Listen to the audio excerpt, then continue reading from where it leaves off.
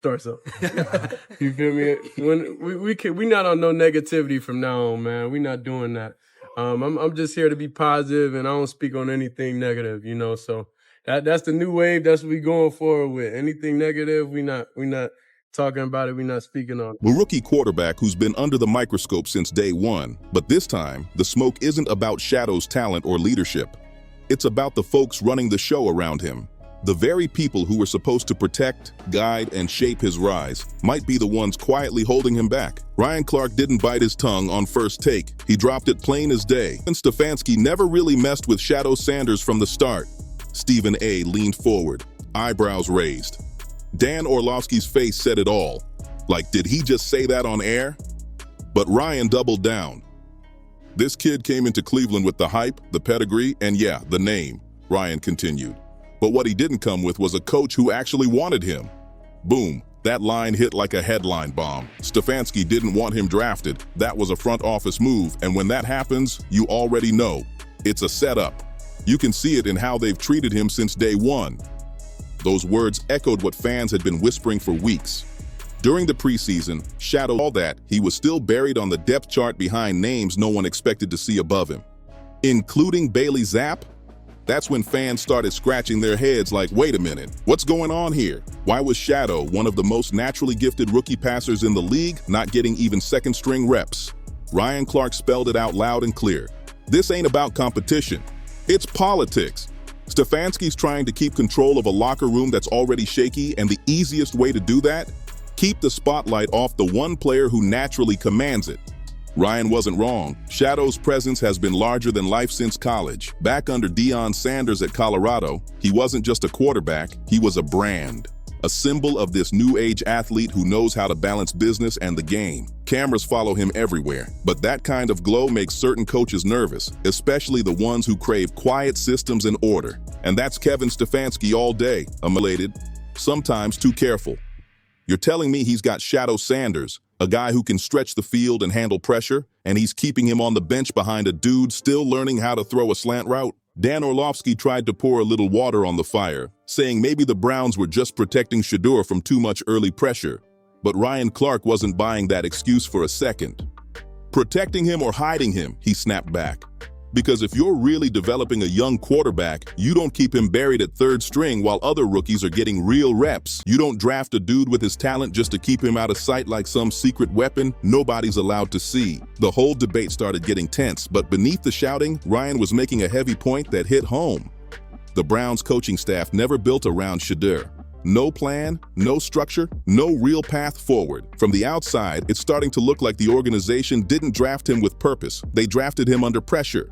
Maybe to make headlines or calm down the fan base. Whatever the reason, the truth's showing now. There was never a real development plan for Shedeur Sanders. Ryan even called it a classic Kobe situation. He broke it down. When Kobe came into the league, some coaches tried to break him mentally before letting him lead. Same energy here. Some coaches can't handle natural stars. They think the only way to earn their respect is to make them suffer first. But that don't work for everyone. Some players need confidence, not punishment. Some need opportunity. And Shedeur is being denied both, plain and simple. Meanwhile, in Cleveland, reporters are starting to notice the weird silence. Stefanski rarely even says Shedeur's name when he talks about quarterback development. Every answer sounds vague, like he's dodging. And when media asks about giving Shedeur first-team reps, Stefanski hits them with the same robotic lines. We'll see what happens in due time. Or, we like the competition. But what competition, though? When Joe Flacco was struggling and Bailey Zappe couldn't move the ball, Shedeur should have been next up. Instead, they kept cycling through backups like they were scared to give him a real shot.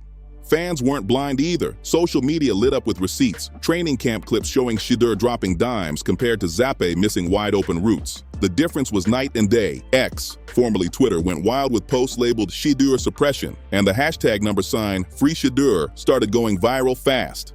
Ryan Clark's words didn't just call out Stefanski, they echoed exactly what thousands of fans had been thinking. If this coaching staff don't believe in him, Ryan said, then let him go somewhere that does. Trade him now. Don't waste his time. Don't waste his prime. That hit like a thunderclap across the league. Within hours, free Shedeur and let him play were blowing up timelines everywhere. Even former players started jumping into the storm. Chad Johnson hopped on X with a post that instantly went viral.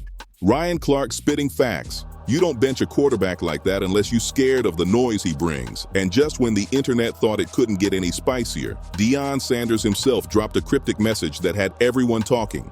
It read, "God's plan will always expose what's hidden in Cleveland." Boom! Fans went wild connecting the dots. That post had to be about Shedeur. Inside the locker room, things are getting tense. Players who bonded with Shedeur during camp keep saying the same thing. He's got that crazy work ethic and humble attitude. They say he stays after practice every single day, studying film and perfecting his footwork. But even they admit he's frustrated, not because of all the attention, but because he knows he hasn't been given a real shot. A source close to the team told reporters, "Shedeur's not asking for a crown, he's asking for reps."